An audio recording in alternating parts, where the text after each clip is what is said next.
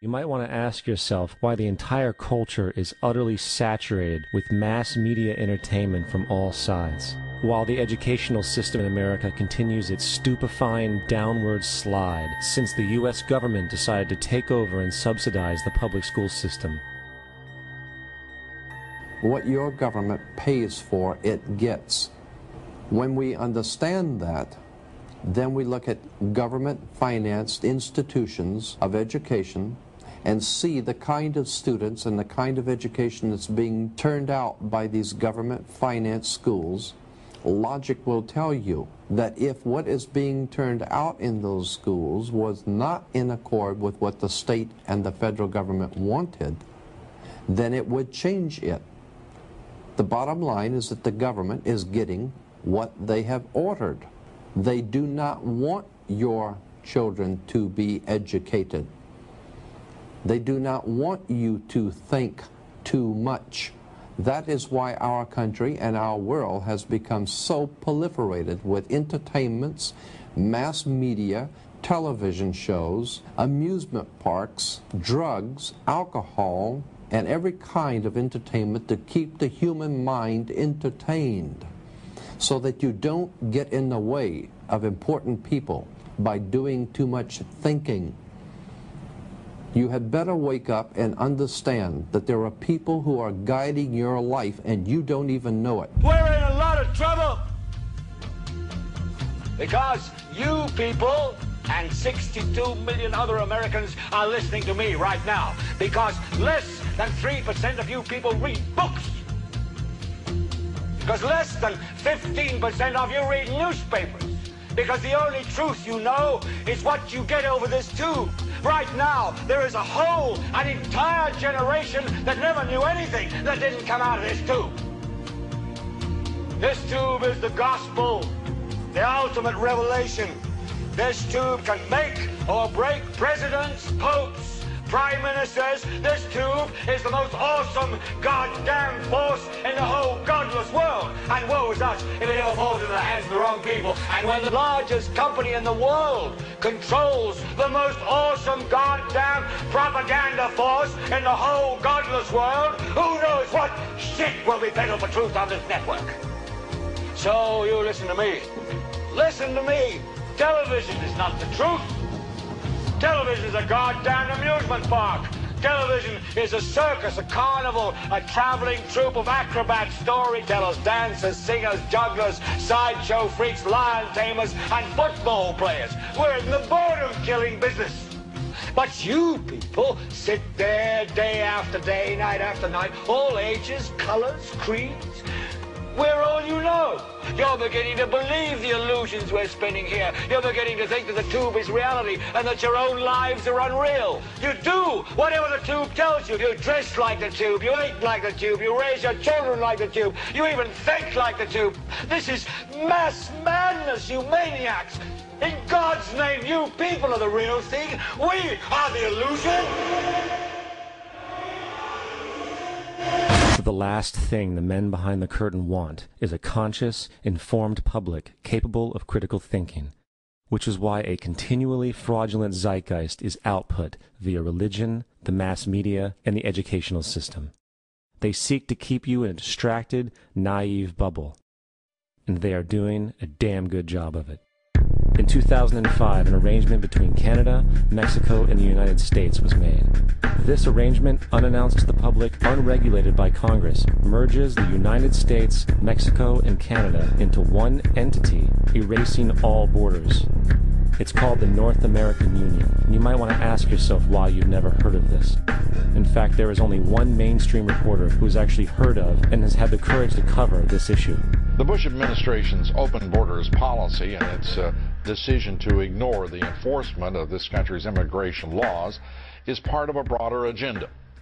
President Bush signed a formal agreement that will end the United States as we know it, and he took the step without approval from either the U.S. Congress or the people of the United States. It's a deal that few have even heard of. It's being done again by very few people at the very top on behalf of the investment class, but the working class of people, political officials across our country, from communities, from cities and so forth, they don't know anything about this. This isn't some trade agreement. It is a total removal of sovereignty from these countries, which will also result in a completely new currency called the Amero. Fall. Apart from that, I think one thing people who are dollar-based need to focus on is the Amero. That's the one thing that nobody's talking about that I think is going to have a big impact on everybody's life in Canada, the U.S., and Mexico. The Amero is the proposed new currency for the North American community, which is being developed right now between Canada, the U.S., and Mexico to make a borderless community, much like the EU, and the dollar, Canadian dollar, U.S. dollar, and the Mexican peso replaced by the Amero. By default of this agreement, the American Constitution will eventually be obsolete. You would think that a situation like this would be on the cover of every major newspaper. That is until you realize that the people who are behind this movement are the same people behind the mainstream media, and you are not told what you're not supposed to know. The North American Union is the same concept as the European Union, the African Union, and the soon-to-be Asian Union, and the same people are behind all of them.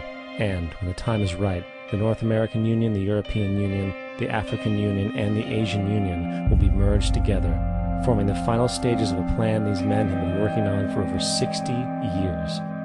A one-world government.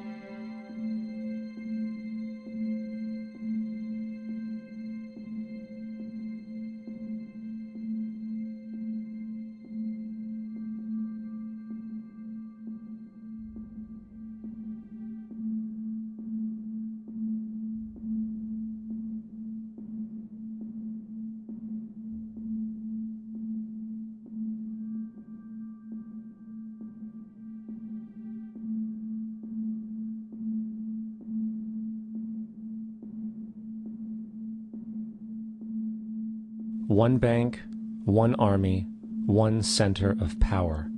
And if we have learned anything from history, it is that power corrupts, and absolute power corrupts absolutely.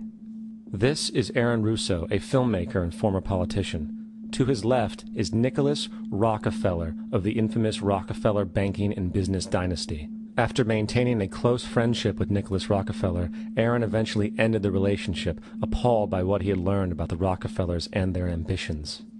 I got a call one day from an attorney woman I knew, and she said, would you like to meet one of the Rockefellers? I said, sure, I'd love to. And we became friends, and he began to divulge a lot of things to me. So he said to me one night, he said that there's going to be an event there, and out of that event, you're going to see we're going to go into Afghanistan, so we can run pipelines from the Caspian Sea. We're going to go into Iraq to take the oil and establish a base in the Middle East, and we're going to go into Venezuela and try and get rid of Chavez. And the first two they've accomplished. Chavez they didn't accomplish. And he said you're going to see guys going into caves looking for looking for people that they're never going to find. You know, he was laughing about the fact that you have this war on terror. There's no real enemy. He's talking about how by having this war on terror, you can never win it because it's an eternal war. And so you can always keep taking people's liberties away.